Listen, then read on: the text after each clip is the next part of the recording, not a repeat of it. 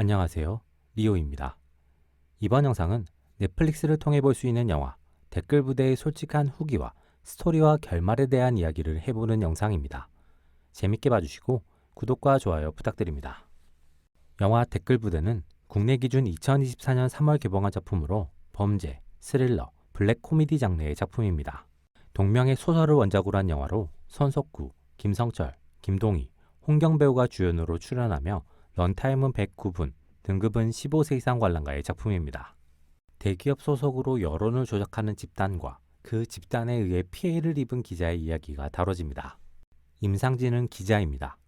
임상진은 국내의 최대 기업 만전에게 기술을 빼앗겼다는 우성 데이터의 사장의 제보를 받고 취재를 시작하게 됩니다. 취재 결과 만전이 실제 기술을 빼냈을 가능성을 확인한 임상진은 데스크를 설득해 기사를 쓰게 되고 그의 기사는 곧바로 이슈화됩니다. 하지만 만전이 곧바로 반박 기사를 내고 우성 데이터의 사장이 스스로 목숨을 끊으면서 임상진은 온라인상에서 기레기로 낙인 찍히게 됩니다.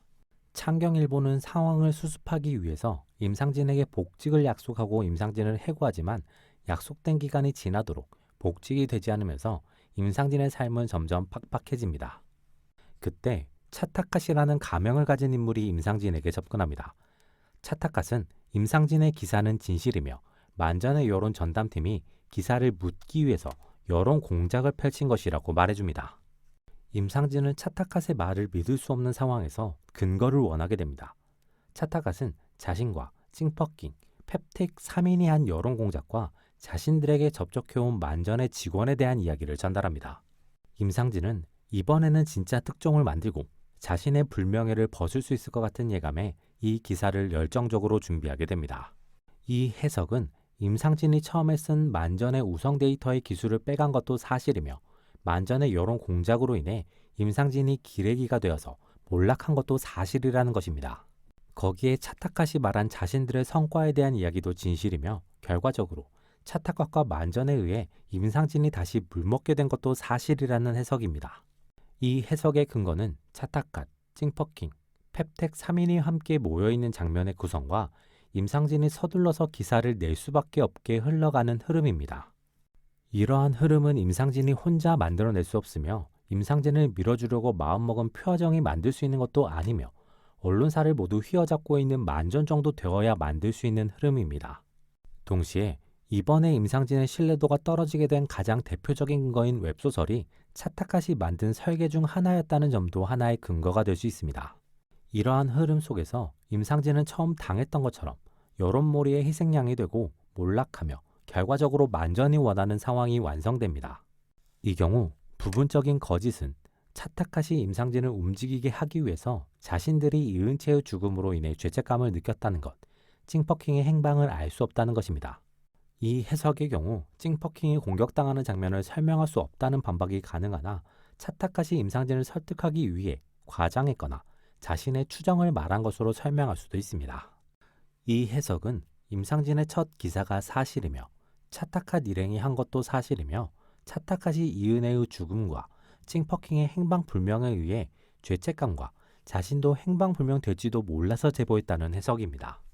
이 경우 임상진의 두 번째 몰락 이후에 그려지는 팀 알랩 3인이 함께 있는 장면 외에 모든 부분이 사실이라고 볼 수 있습니다.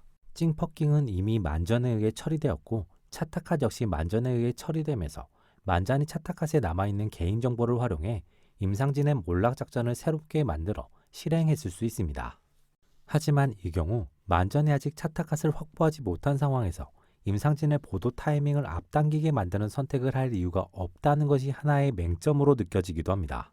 그렇지만 이전 찡퍼킹이 당한 것이나 이미 차타카스에 대한 정보를 만전이 명확하게 가지고 있었다는 점을 통해 커버 가능한 점이기도 합니다.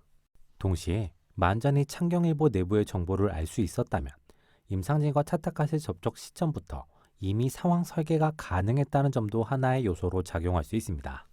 이 경우 임상진은 관종이며 온라인에서 자신의 글에 이목이 쏠리는 것, 여론을 만드는 것을 즐기는 사람이라는 전제가 깔리게 됩니다. 그래서 임상진은 온라인에 있는 만전과 관련된 이슈가 될 만한 정보들을 모아 그럴듯하게 편집해서 온라인에 올린 것으로 해석할 수 있습니다.